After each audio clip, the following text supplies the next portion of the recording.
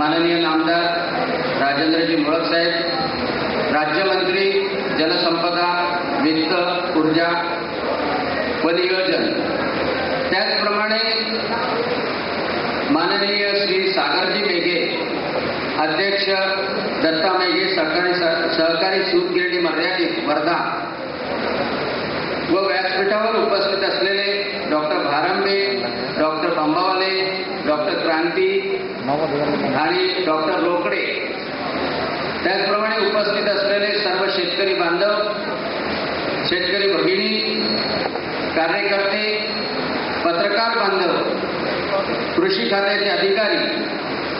खरं म्हणजे आज ही कापूस परिषद घेण्याचं कारण असं आहे की विदर्भामध्ये कापूस पिकतो, परंतु कापूस परिषद घेतल्या जात नाही. विदर्भाच्या शेतकऱ्याला कापूस पिकवताना ज्या ज्या अडचणी येतात त्या अडचणीकडे लक्ष दिले जात नाही.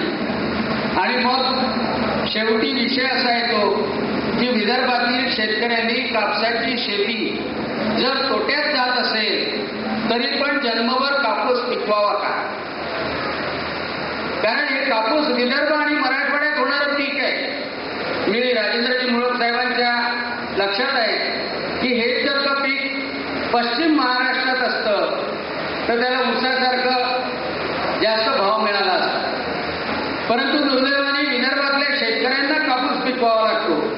मी बंबावाले साहेबांशी, भारंबे साहेबांशी बोलत होतो की दरवर्षी विदर्भातल्या शेतकऱ्यांना कापूस पिकवताना तोटा येतो, आणि तिकडे टीव्हीमध्ये जाहिरातीमध्ये हिरो हिरोईन सांगतात की हे बियाणं वापरलं तर शेतकऱ्याची परिस्थिती सुधरून जाईल, पण तशी परिस्थिती राहत नाही. आणि म्हणून या परिषदेमध्ये विश्लेषण करण्याकरता आपण इथे जमलेलो आहे की विदर्भातल्या कापूस उत्पादक शेतकऱ्यांना तोटा का येतो, विदर्भातला कापूस उत्पादक शेतकरी निराश का झालेला आहे. कारण त्याचं कारण असं आहे की कापसाचे बियाण्याचे वाढलेले भाव, मजुरीचा वाढलेला दर, पाण्याची नसलेली उपलब्धता, सिंचनाचा असलेला अभाव, ठिबक सिंचनाकरता न मिळणारी सबसिडी, कृषी पंपाचं न मिळणारं कनेक्शन आणि सगळ्यात शेवटी की एवढंही करून कापूस पिकवला तर कापूस पिकवल्यानंतर न मिळणारा योग्य भाव. आणि त्यांना म्हटलं की जरी आमचा भाग संत्र्याचा असला तरी बऱ्याचशा भागामध्ये, मोर्शी वरवडच्या भागामध्ये कापूस पिकवला जातो, अमरावती जिल्ह्यामध्ये कापूस पिकवला जातो. इथे 4-4 जिनिंग आहे, याचा अर्थ कापसाची आवक चांगली आहे. मग इथल्या शेतकऱ्यांना अद्यावत ज्ञान मिळालं पाहिजे, त्यासाठी आजची कापूस परिषद घेतलेली आहे. या कापूस परिषदेमध्ये नामदार राजेंद्रजी मोळक यांचं मी मनपूर्वक स्वागत करतो. आपणाशी विनंती करतो की जोरदार टाळ्यांचं स्वागत करावं. त्याचं कारण असं आहे की नामदार राजेंद्रजी मोळक हे महत्वाच्या खात्याचे मंत्री आहेत. कारण जलसंपदाचे मंत्री आहेत, ऊर्जेचे मंत्री आहेत, पैसे देणारे मंत्री आहेत, म्हणजे वित्त मंत्री आहेत, आणि प्लॅनिंग करणारे सुद्धा मंत्री आहेत. राजेंद्रजी मोळक साहेबांचं सहकार्य आपल्याला सातत्यानं असतं.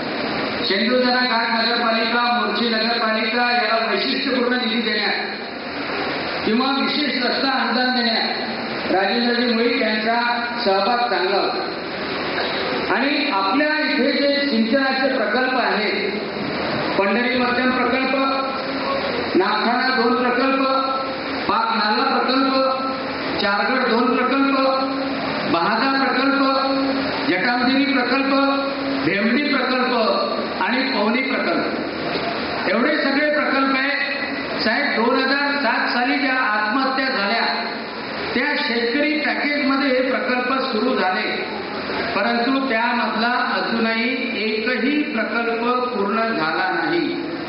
आणि म्हणून मी वारंवार विधानसभेमध्ये किंवा आपणाकडे सुद्धा वारंवार विनंती करतो, यावेळेला आपण नियोजन केलं, पैसे दिले, परंतु प्रकल्प पूर्ण झाले नाही, ही दुःखद गोष्ट आहे.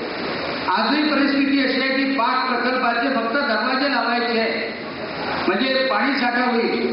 जूनच्या अगोदर जर ते काम झालं तर शेतकऱ्याला कमीत कमी पाणी साठा तरी दिसेल, पाण्याची पातळी तरी वाढेल.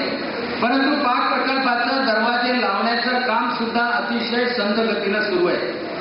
आपणास मोर्शीचे शेतकरी, बिरोड्याचे शेतकरी भेटले असतील, त्यांनी सांगितलं असेल पवनी प्रकल्पामध्ये शेतकऱ्यांच्या जमिनीचा मोबदला सुद्धा अजून दिला नाही आणि पैसे दिलेले आहेत, परंतु आपल्या खात्याचे अधिकारी कार्यक्षम आहेत की नाही हे मला माहीत नाही, परंतु कुठेतरी पाणी मुरत आहे आणि जिथे पाणी मुरायला पाहिजे तिथं मुरत नाही आणि ते प्रकल्प अडचणीच्या याच्यामध्ये पाणी मुरत आहे.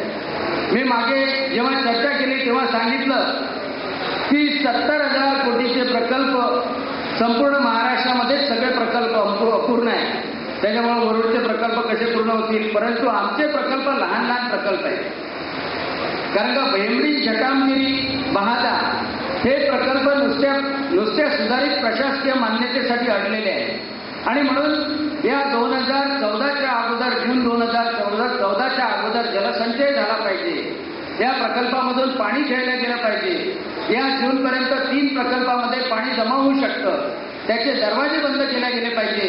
ही महत्वाची मागणी मी जलसंपदा मंत्र्यांना करतो. कारण आपण सांगू इच्छितो की हे प्रकल्प पूर्ण करणं हे सगळ्यात महत्वाचं या विदर्भाच्या कॅलिफोर्नियाची मागणी आहे आणि म्हणून आजच्या ठरावामध्ये सुद्धा आम्ही ते घेतलेलं आहे.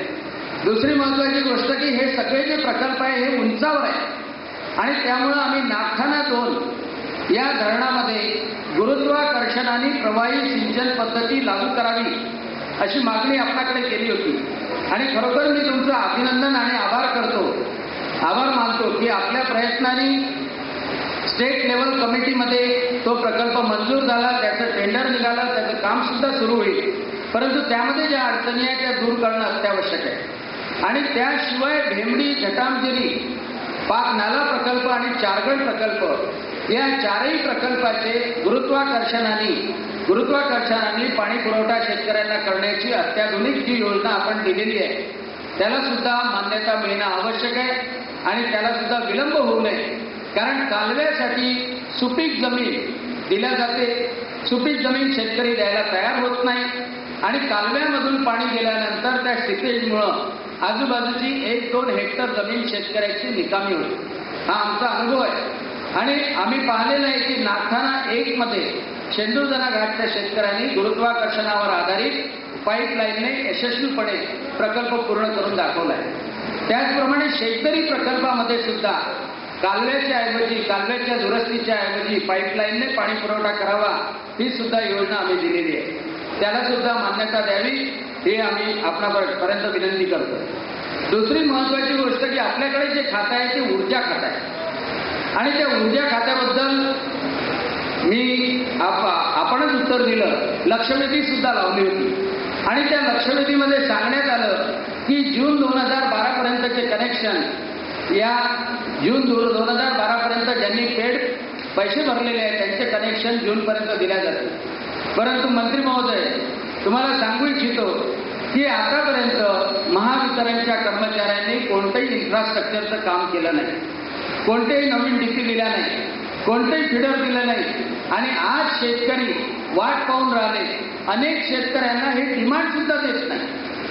शेतकऱ्यांनी विहीर खोदलेली आहे, शेतकऱ्याला वाटलं की 1-2 वर्ष, जास्तीत जास्त 1-2 वर्ष पैसे भरल्यानंतर आपल्याला कनेक्शनला लागेल, त्याच्यामुळे त्यांनी संत्रा झाडं लावून ठेवलेले आहे आणि आज संत्रा झाडाला तो गडव्यानं